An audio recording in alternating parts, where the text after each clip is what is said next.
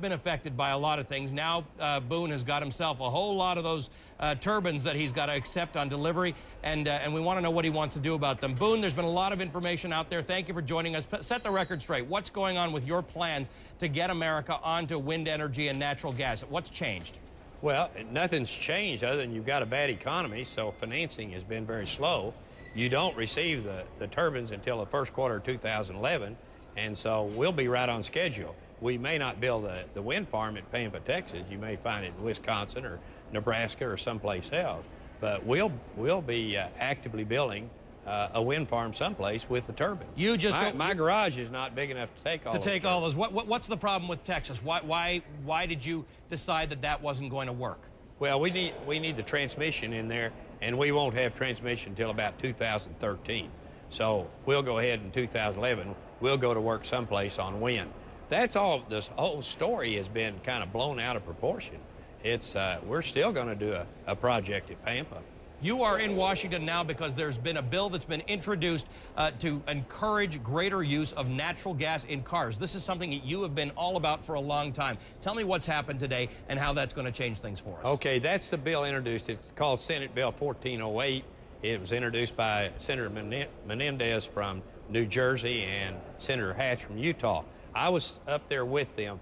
Fabulous turnout, great amount of coverage on it.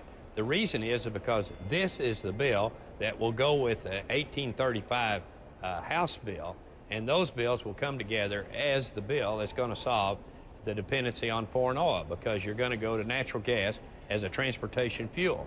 It's going to work. There's no question it is going to work.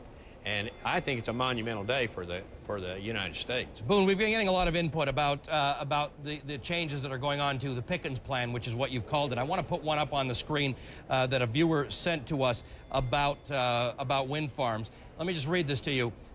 He writes, T. Boone Pickens is not stupid. He knows the government isn't committed to wind, so he's investing in oil again. We want to be addicted to oil in this country. Boone, your response to that? I didn't hear the last part of it. He said we want to be addicted to oil in this country. He's sort of making a criticism that we can't get ourselves off of oil. Sure, we can get ourselves off oil. We have 2,000 trillion cubic feet of natural gas in the United States.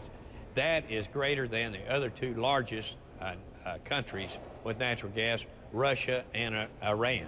So we have plenty of natural gas to get on to transportation fuel with natural gas. No, we can get ourselves out of the spot. The addiction to foreign oil has to be fixed because it's directly affecting the security of the United States. You're still invested in oil. You still make some money out of it. You made a comment that you thought that oil was going to go back to $147 a barrel, which it was last summer. When do you think that's going to happen? Oh, you tell me what the global economy is going to do. If you get a big pickup in the global economy and it grows at, I don't know, 3 or 4% next year, you'll be coming up to 100. And after that, growth will depend on it, but demand will go up with growth. You have 675 million vehicles in the world today, 675 million. Projected for 10 years is 1,500,000,000 vehicles. That's 2.5 times as many as we have now. Do you think there's going to be a greater demand for oil? Of course there is. And when you have a greater demand, you're going to have a greater price, is the way it is. And supply is capped off. And if supply is capped at 85 million barrels a day, demand goes above 85 million, the only way you can control it is with price. So price goes up, kills demand, and the price can go to anywhere. Boone, good to talk to you. Thank you for being with us, and we'll continue to follow your efforts in terms of getting wind and natural gas as viable energy sources, particularly for driving and for using in our homes. T. Boone Pickens joining me from Washington, D.C.